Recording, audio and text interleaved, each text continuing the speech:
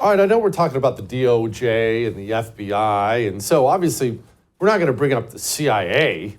I mean, surely they're not linked up with the DOJ, because that would be weird, right? If the Foreign Intelligence Agency was linked up with the DOJ. Anyway, let's talk to Kevin about that. Joining me now, Kevin Shipp, author of a book that freaked me out, Twilight of the Shadow Government. Okay, Kevin, DOJ and CIA, they don't work together, right? Yeah, don't we wish?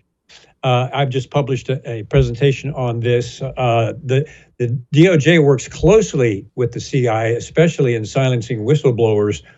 And in my particular case, the DOJ worked with the CIA to try to blackmail us into taking a lower settlement agreement. And if we didn't, they would invoke the state secrets privilege. So the CIA works through the DOJ to silence whistleblowers using primarily the state secrets privilege or threats of arrest, which happened to Tucker Carlson and others. So they work hand in hand. And sadly, the DOJ FBI FinCEN office, which is now demanding all of our bank information, has a CIA desk in it. So they are connected at the hip. Okay, Kevin, before we continue along those lines, what did you do for the CIA? Staple papers or what? I was a protective agent on the CIA director, William Casey's protective detail up through Iran-Contra and eventually his death. I was a team leader for protecting defectors that came over to the agency. I was an assistant team leader on a counter-assault team. They want me to call it an anti-terrorism assault team. We went over to neutralize the terrorist group that had been killing Americans. I was in the counter-espionage unit, special investigations unit, searching for a mole inside the CIA, which we did find, and turned out it to be Robert Hansen. And I've had several other positions, the Counterterrorism Center, where I was a special operations officer conducting human collection overseas, specifically in terrorist areas. So I had several different positions during my career there. Now, back to what you were talking about, this protecting of secrets. What is this, a law? Because it doesn't sound very freedom. No, it is an absolute violation of the U.S. Constitution. George Tenet, the director of the CIA, used the state secrets privilege 42 times to silence cases against the CIA. And the state secrets privilege, which they used to work with the DOJ, was actually created from one that was used by the King of England. One of the reasons that the founding fathers left, because it is such tyranny and absolute control over the legal system. And that's what happens with the CIA DOJ connection when they use the state secrets privilege. They use that to seal the evidence in the torture program. They use that to seal the fact that they destroyed videotapes of the torture program, which is more than waterboarding.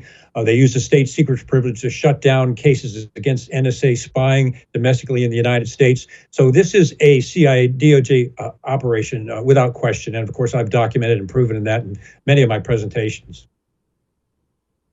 Okay, first, before we go on to New Orleans and other things, I have to know, you do all that kind of hunting down terrorists abroad. What's the worst place you've ever been? The CIA. No, in terms of threats. In terms of personal threats, I mean, that would certainly be the answer. I have been in the Middle East amongst Palestinian terrorists.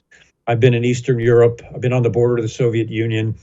I did a lot of work during the Serbs' purge of Bosnia and the genocide there. So several different areas in the Middle East and in Europe and Asia. Oh, gosh, that's freaking cool. All right, back to New Orleans. Donald Trump came out, said publicly that the CIA has to get involved. That raised a lot of eyebrows, myself included. How and why would the CIA get involved in something like this?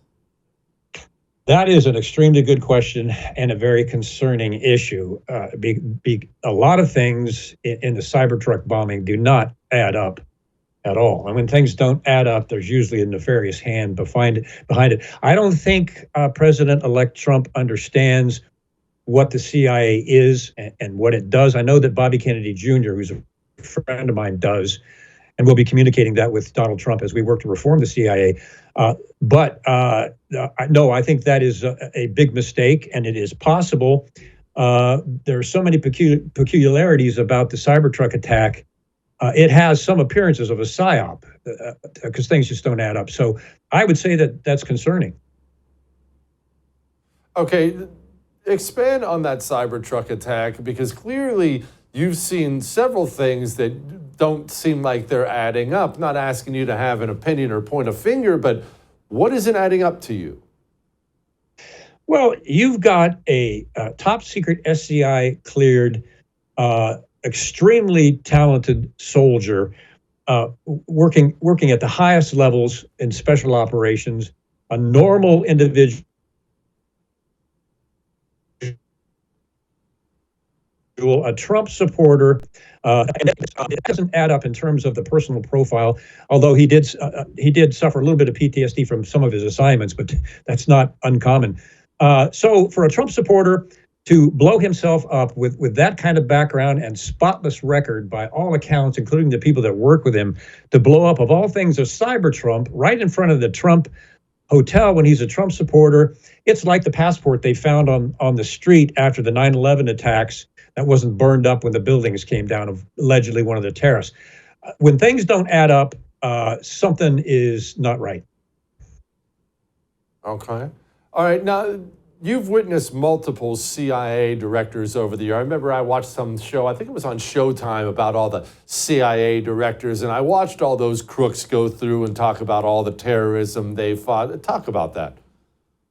Yeah, the CIA will make the point, as they try to do with me, is, well, if you want to restructure the CIA, you're putting the America at risk for terrorist attacks if you reform or restructure the CIA. Well, let's step back for a minute and look at what the CIA actually has done. The CIA created al-Qaeda, trained them how to blow things up, surveil and attack, trained Osama bin Laden, created al-Qaeda. The CIA created ISIS, and the CIA created the Free Syrian Army, which just toppled the Syrian government. All ruthless, bloody terrorist organizations that the CIA uses to accomplish its ultimate goal of the expansion of its power. Okay, the expansion of its power is going to ask to what end? They're constantly, their fingerprints seem to be all over everything. Training, arming people, we end up having to go overseas and fight. So that's what it's all about, is power?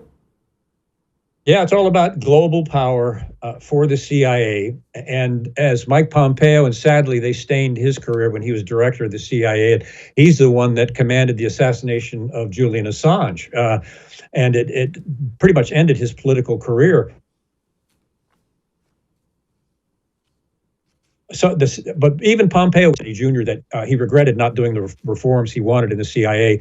And he said that what he found was 20%, the upper 20% of the agency, which what I've been saying all along, does not believe in democracy, and they do not believe in the U.S. Constitution. They believe in the global expansion of the CIA and American foreign policy power.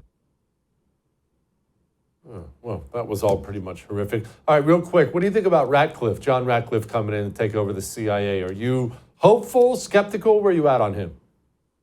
I'm both hopeful and skeptical. I think Ratcliffe is an excellent choice. He was the DNI, Director of National Intelligence, I think, for 6 months. He was a very good conservative congressman, I think, for about 5 years.